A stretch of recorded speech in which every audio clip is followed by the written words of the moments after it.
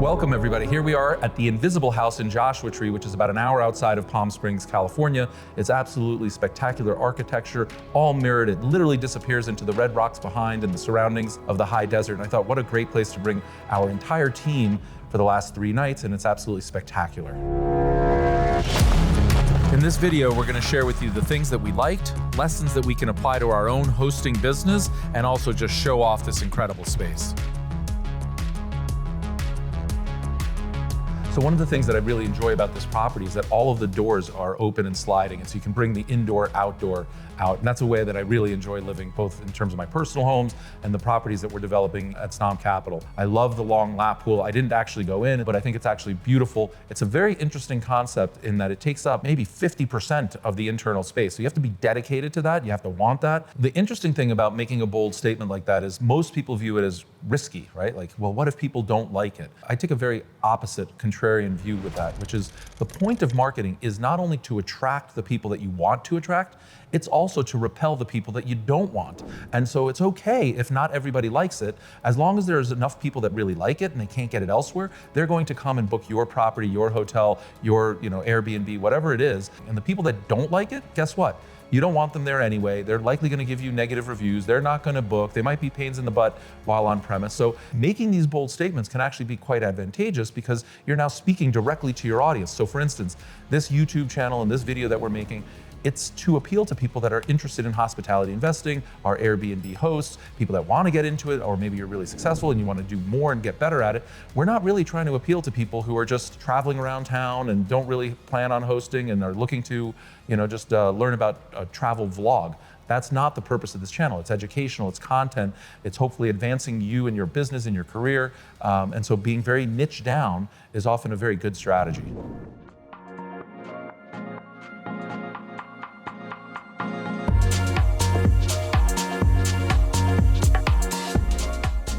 They've done a remarkable job. I mean, a lot of the things that they did with the welcome basket and the instructions and the manuals, and they wrote me a handwritten card. They know me from the YouTube channel, and so shout out, hello guys, nice to see you, thanks for having us. We had a blast. Some of the things that they left for us was a margarita basket, food basket with local snacks and things like that, some Joshua Tree coffee, which was much appreciated and quite delicious, and then a s'mores basket. The other thing they gave us was passes to the Joshua Tree National Park, which again, a really nice touch, so that if we didn't know how to do it or we weren't prepared, we could go and hike in Joshua Tree. So from a hosting perspective, I think they did a lot of really wonderful things. And then there's some room for improvement as well.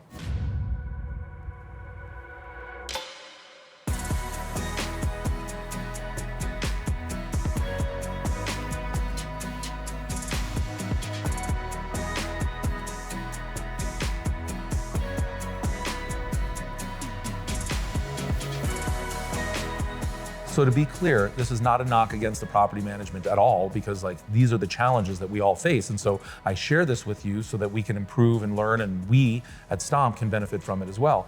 And so for instance, on the counter, there was a salt and pepper shaker, and we went to go cook.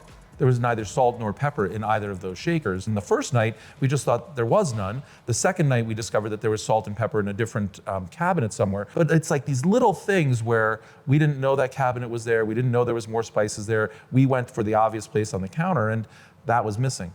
Similarly, we tried to open a can and we couldn't find a can opener. So we're tearing the place apart looking for a can opener, which is a standard thing in all kitchens, and it was actually missing. And again, not a complaint, but just the question is, how can we implement systems so that the cleaning team is also taking inventory with the same day turnover? I mean, this is really, really hard. One of the solutions that we're talking about and we're sort of thinking through is like having very discrete places where just by eyesight, you can see whether things are in the right place or not, right? And so it becomes a standardization issue so that you quickly open a drawer, and if there's like a space missing or something double stacked, you know that I need to spend some time and attention here, because right now it's just sort of like randomly scattered everywhere, and you would have to literally count everything and take a look at a checklist, and that could take hours and still fail. Now, one other thing that people can do, and we are implementing ourselves, is having an inspection post-cleaning, right? Because the likelihood that the cleaning team, who may well be hourly employees, they might be pulling in people, like somebody called out sick, and so new people are coming to clean,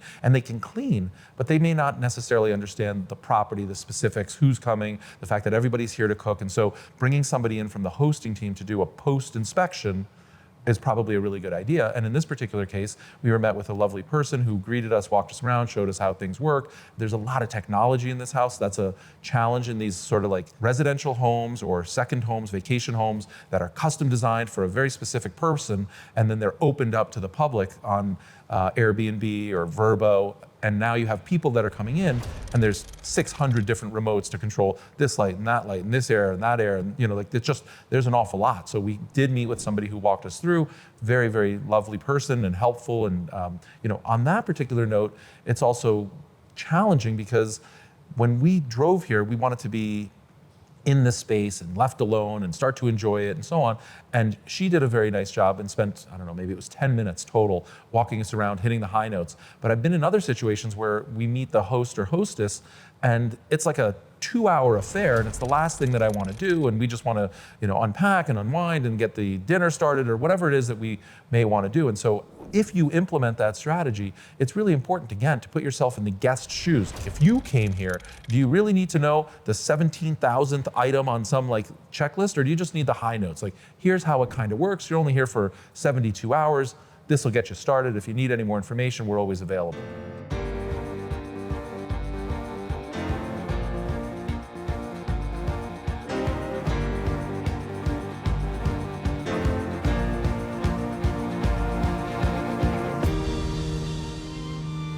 The Invisible House was absolutely perfect for Stomp and our corporate offsite.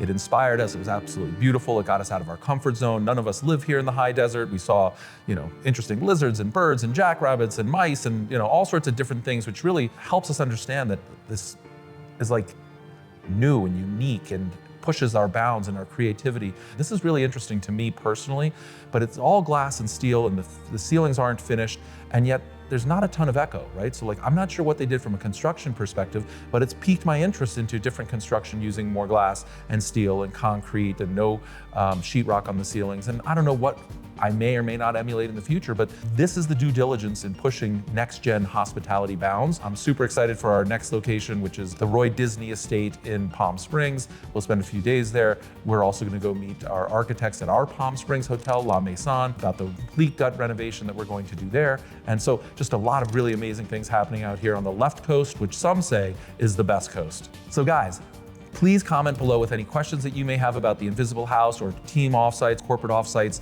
is growing in popularity. We're doing it ourselves at least quarterly. And these are the kind of experiences that people want, new, unique, different. So what questions do you have? Leave a comment below. Thanks a lot.